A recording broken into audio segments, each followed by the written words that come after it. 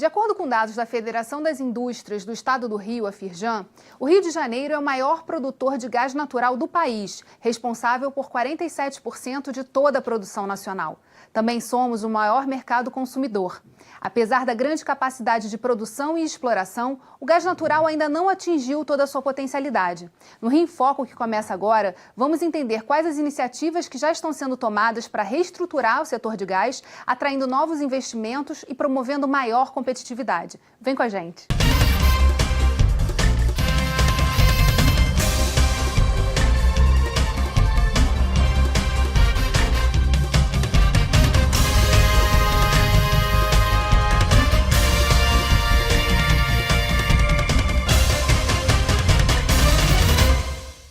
O Rio em Foco recebe o secretário executivo de Gás Natural do Instituto Brasileiro de Petróleo, Gás e Biocombustíveis, o IBP, Luiz Carlos Costa Milan, e o presidente da KPMG, André Donha. Em 2016, o Ministério de Minas e Energia lançou o programa Gás para Crescer, com o objetivo de impulsionar o crescimento desse setor em todo o país. Na entrevista a seguir, a diretora do Departamento de Gás Natural do Ministério de Minas e Energia, Simone Cristine, explica que oportunidades esse programa abre para o mercado. O programa Gás para Crescer ele tem o grande mérito, na verdade, de construir as condições para um novo mercado, um mercado onde a Petrobras, na verdade, não vai exercer esse papel predominante que ela exerce hoje, mas que ela vai continuar sendo um agente relevante, mas a gente vai ter a oportunidade de ter outros agentes diversificando esse mercado, ou seja, a gente vai se encaminhar para a competição. Eu diria que as grandes vantagens que a gente tem é, de certa maneira, estimular um conjunto maior de agentes que atuem na exploração e produção. A gente já tem uma diversificação no transporte de gás. A gente pode, em grande maneira, incrementar o segmento de distribuição nos estados e, ao final, a gente pode, ao longo do tempo, construir um mercado onde as trocas econômicas sejam suficientemente equilibradas a fim de que a gente possa ter efetivamente um gás em condições competitivas e que saia em condições de preços mais razoáveis, mais atrativos para a sua utilização. De fato, o programa, ao fazer o mercado de gás crescer, ao trazer novos agentes para exploração e produção, para a venda de gás, na verdade isso vai criar, eu diria, um processo sinérgico positivo em que o segmento de distribuição ele vai se desenvolver pelo maior volume de gás que vier a ser movimentado nas suas malhas de distribuição.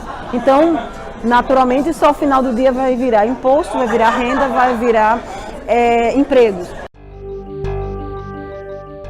Qual o cenário hoje do gás natural no Rio de Janeiro e no país? Hoje, o Rio de Janeiro ele apresenta, o país todo apresenta um potencial enorme para o crescimento do uso do gás natural. Se a gente olha médias históricas, a indústria tem crescido cerca de 8% ao mês o consumo de gás natural. Comparado a outros países muito mais desenvolvidos, como Estados Unidos, ou pegar toda a Europa Ocidental, hoje o nosso consumo ele é baixo. Quer dizer, a participação do gás natural na matriz energética, que roda em torno de uns 7%, teria um potencial de crescimento enorme. Hoje a gente não tem...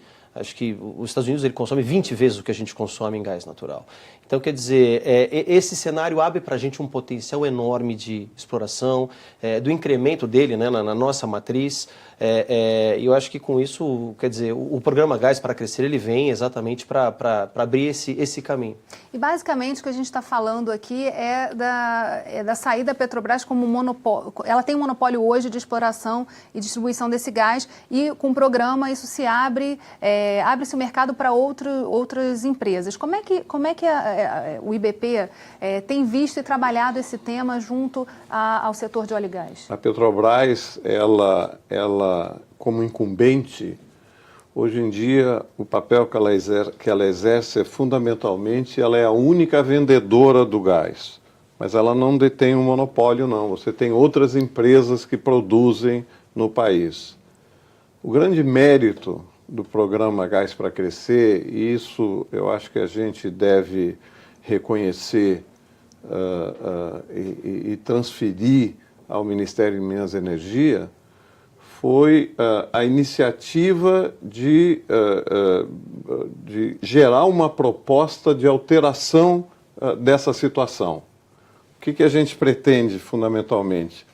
É sair dessa posição onde você tem um incumbente, a Petrobras, vendendo para normalmente 15 distribuidoras, para uma nova situação onde a gente tenha um número de produtores, poderiam ser 5, 10 produtores, e aí se juntariam os comercializadores, vendendo para 1.000 consumidores. Então, essa é a grande virtude, é a grande proposta que tem por trás do Gás para Crescer. E existe uma preparação por parte das empresas de aproveitar essa oportunidade? Quer dizer, existe uma infraestrutura que pode ser construída? Como é que é o cenário hoje? A infraestrutura está aí disponível. O programa, além de tensionar criar essa nova situação, ele precisa fazer alterações tanto no marco legal quanto nas questões regulatórias, de maneira que permita que terceiros, que não a Petrobras, tenham acesso à infraestrutura existente, para que você saia dessa situação de um vendedor para 15 compradores, para essa nova situação que eu mencionei. A virtude do programa é atacar todos os elos da cadeia, de maneira que isso efetivamente possa acontecer. Ou seja, vários produtores, vários transportadores, chegando em muitos consumidores. Tem um dado interessante, desde da colocação, né, do programa, 4 grandes organizações internacionais já assinaram termos de entendimento, apresentando sua vontade de fazer esse investimento na costa para a construção das plantas de GNL. Então existe um estudo, a gente tem um potencial pelo menos para 14 posições, se a gente pegar toda a divisão da costa brasileira, e 4 delas, desde a promulgação do programa, já apresentou seu interesse. Então, quer dizer, isso eu vejo como um tremendo incentivo, como o Luiz diz, né? E a gente está falando das oportunidades trazidas pelo pré-sal, quer dizer, quanto mais petróleo, mais gás também disponível para esse tipo de exploração. O pré-sal tem um tema interessante, porque hoje, na verdade, a produção de gás ela passa a ser, não é que ela passa a ser um problema, a disponibilidade do gás que vem por conta da característica desses campos, ela muitas vezes pode inviabilizar ao desenvolvimento de alguns campos. Alguns campos foram devolvidos, né, ao governo pelo fato de não saber o que fazer com esse gás. Então você imagina toda uma campanha que vai ser desenvolvida para uma produção a 400 quilômetros da costa, com uma produção de gás tremenda e uma dificuldade de injeção. Então poder exportar esse gás significaria um investimento muito alto em plantas flutuantes de GNL para poder exportar. Uhum. No momento que você passa a ter uma infraestrutura, como o Luiz colocou, você dá acesso a um mercado potencial enorme. Então, quer dizer, eu acho isso um tremendo potencial para a gente, né? A gente vai fazer um rápido intervalo e voltamos já. Rio em Foco aqui, política e economia caminham juntas.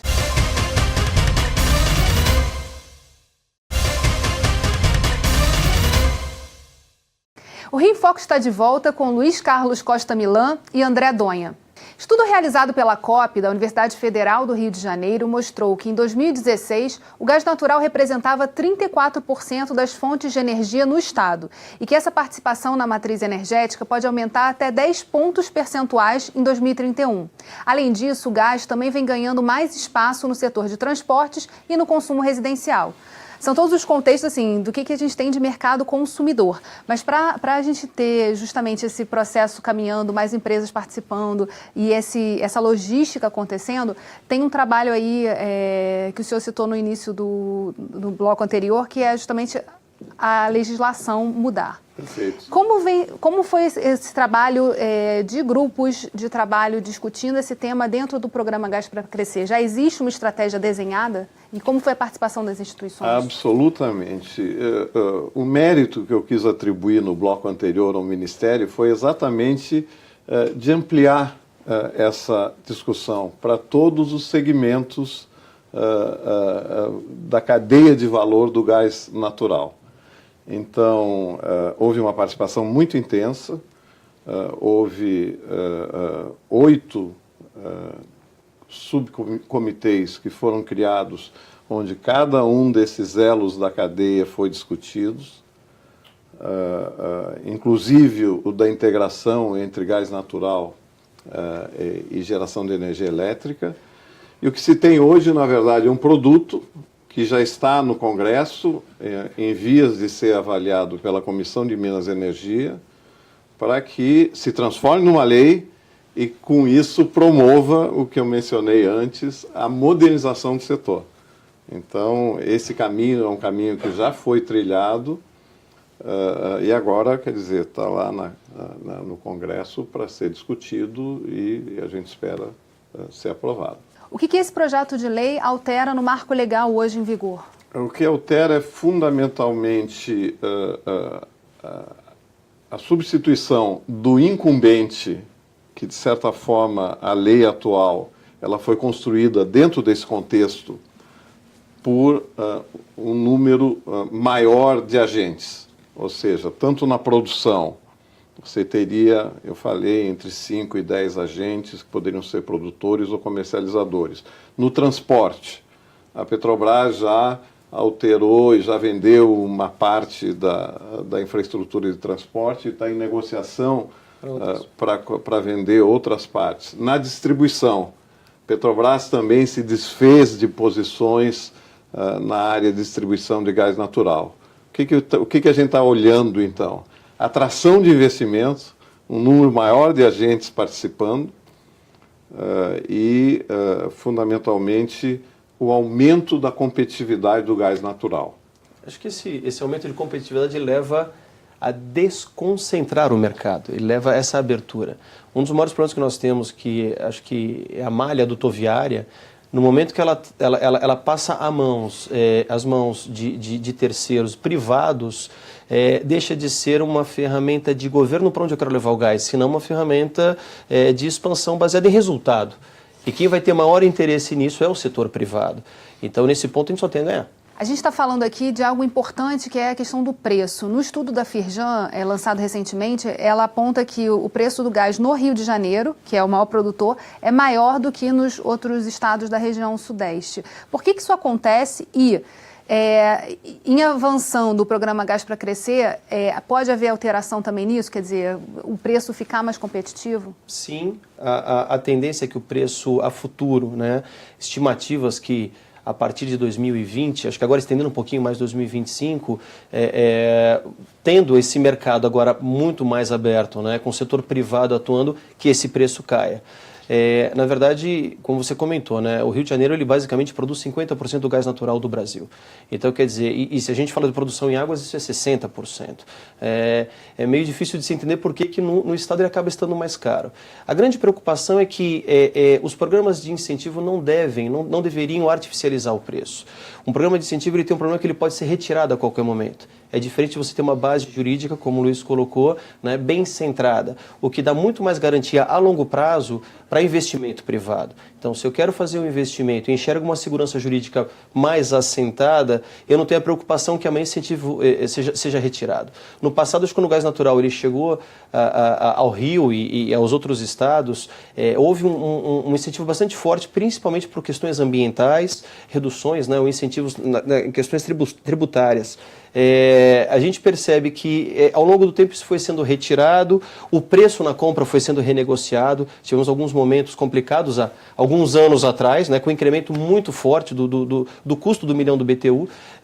Então acho que uma política bem desenhada para que você possa fazer investimento em malha, em distribuição e comercialização, impreterivelmente vai fazer com que o preço caia a futuro. E o mais importante, ou tão importante quanto, e só complementando as observações, é a chegada de gás adicional a partir do pré-sal. Ela leva a investimentos, leva a geração de emprego, leva a aumento de arrecadação de impostos no Rio de Janeiro. Tem um exemplo muito recente, na última rodada, na última licitação que houve para a geração de termoeletricidade, 2 térmicas vão ser instaladas aqui no Porto, uma no Porto de Açu e outra num outro local, mas aqui no estado do Rio de Janeiro. Então, isso são novos investimentos, são empregos, são impostos a serem recolhidos. Um outro investimento de grande porte é a unidade de processamento de gás natural que está sendo instalada no Comperj. Está em fase de construção acho que está no término do processo de licitação. Quer dizer... São investimentos vindo para o Rio de Janeiro. Investimentos vindo para o Rio de Janeiro. Sem contar com a história que nós comentamos, associada a investidores comprando ativos da Petrobras. E talvez a coisa mais relevante foi, efetivamente, o sucesso das últimas rodadas que nós tivemos aqui. Os números são muito importantes. E nesse momento o que a gente tem no Brasil são todos os grandes players, as grandes companhias internacionais atuando aqui no Brasil. Então, isso são mais empregos para o Rio de Janeiro, e isso, quer dizer, com um foco muito grande, estou no Brasil, mas com um foco muito grande no Rio de Janeiro, mais empregos no Rio de Janeiro, mais impostos no Rio de Janeiro, mais royalties no Rio de Janeiro, mais participação especial, quer dizer, é um ciclo muito virtuoso de retomada. De retomada importante, que a gente vai ver isso muito brevemente. Acho que a partir de 2020, 2021, tem um certo... uma inércia, né? Uma certa inércia para ser... que se estabelece nesse processo, isso vai aparecer de uma forma muito marcante. Só como um ponto complementar, né? Grandes empresas do setor petrolífero, estão entrando fortemente no setor de geração de energia. Já faz parte do portfólio. A gente está percebendo uma mudança global com a entrada agora dos carros elétricos. Não temos ainda um marco muito bem desenhado e regulado para isso. A demanda de energia elétrica crescente. A melhor fonte que a gente acaba tendo acaba sendo o uso do gás natural, né? E é sobre isso que a gente vai falar no próximo bloco. Não saia daí. Rio em Foco aqui, política e economia caminham juntas.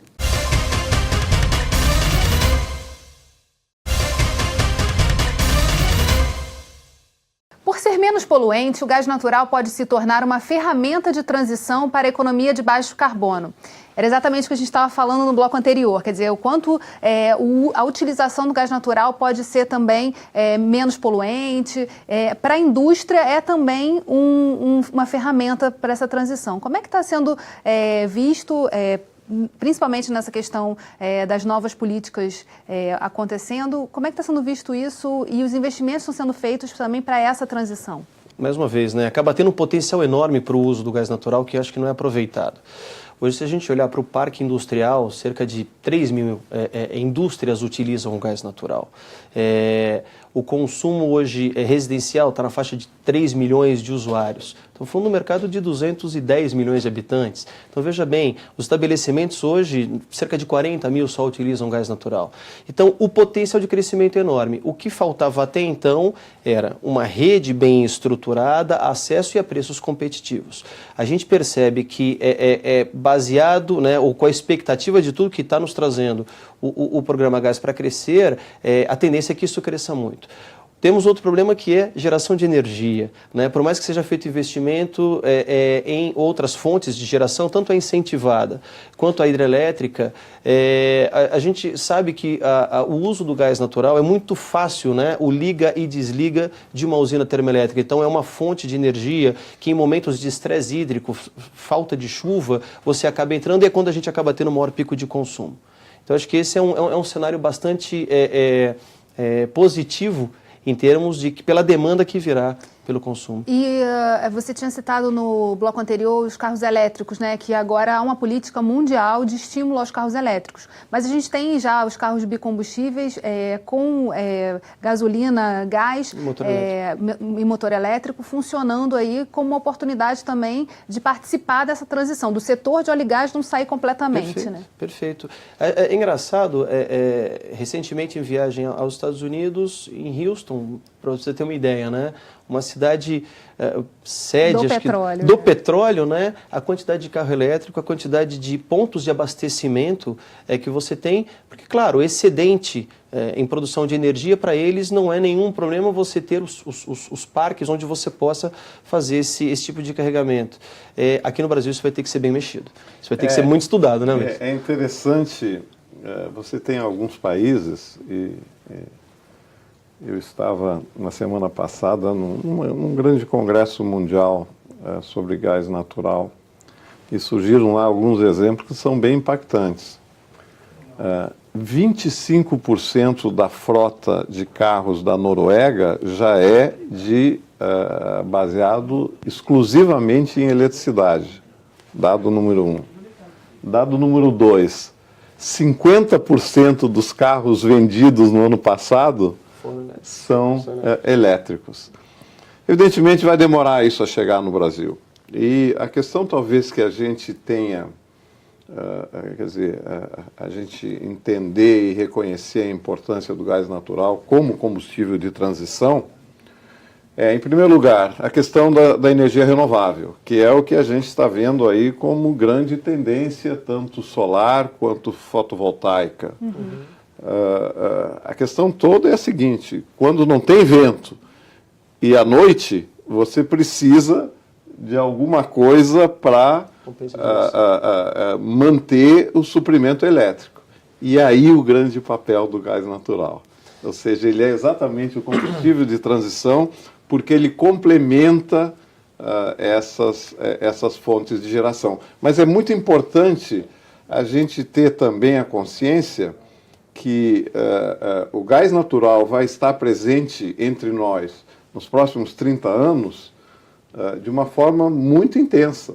Então, talvez a gente falar em combustível de transição seja uma subestimação desse papel. Que ele vai tomar primeiro o mercado e depois ele vai continuar a se perenizar. Exatamente. Agora, relação... Seria um combustível, vamos dizer, de destinação, um combustível fundamental. O que a gente está falando, na verdade, é da possibilidade da tomada de um mercado que ainda não existe, que vai ser potencializado, está sendo construído a partir dessa legislação. O que a gente precisa fazer em paralelo nos estados, porque a gente está falando de legislações federais, né, que impactam e são discutidas em Brasília. Mas em nível estadual, pensando nesse potencial, na oportunidade que a gente tem desenhada para o estado do Rio de Janeiro de aproveitar essa onda do gás.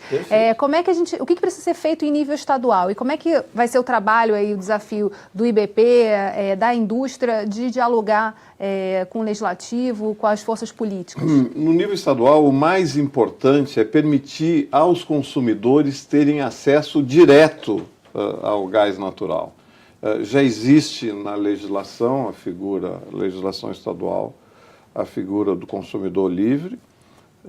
É isso ser colocado em prática, ou seja, a partir do momento que você tiver mais de um supridor, os consumidores que se enquadrem nessa categoria de consumidor livre vai pagar lá a tarifa da distribuição, pelo uso da infraestrutura, mas teriam a possibilidade de fazer a escolha de onde eles comprariam o gás natural. Isso é muito parecido, desculpe te interromper, Luiz, com o que aconteceu no setor elétrico, né? O setor elétrico, no momento onde a gente apresentou um excedente em geração, abriu-se a possibilidade para comercialização, se você, como disse o Luiz, né, atinge os patamares devidos para você comprar diretamente em quem está gerando.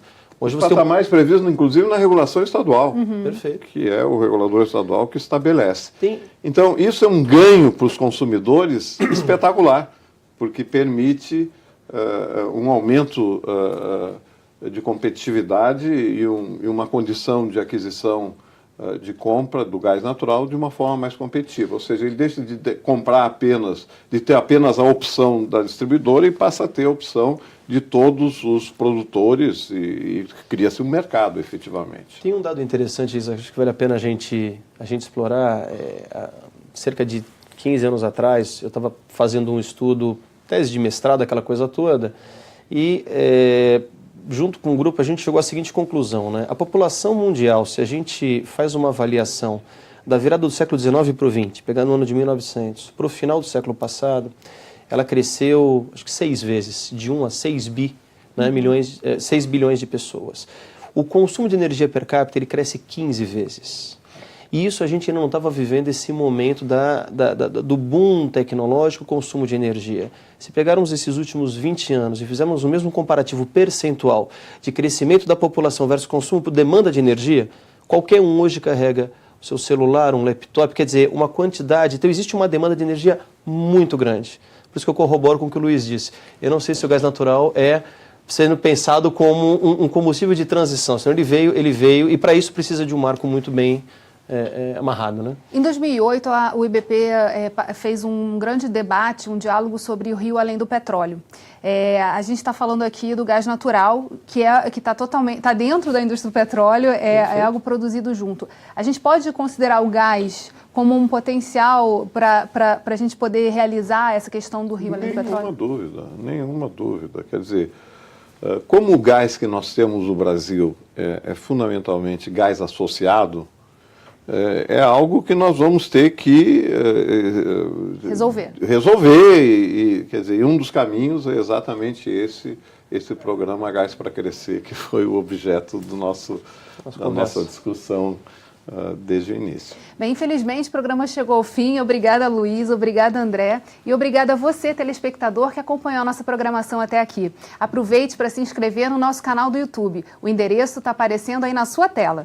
Você também pode enviar dúvidas e sugestões para o nosso e-mail rioinfoco@alerj.rj.gov.br ou para o nosso WhatsApp 21 98890 4709. TV Alerj, o canal do Povo Fluminense. Até a próxima.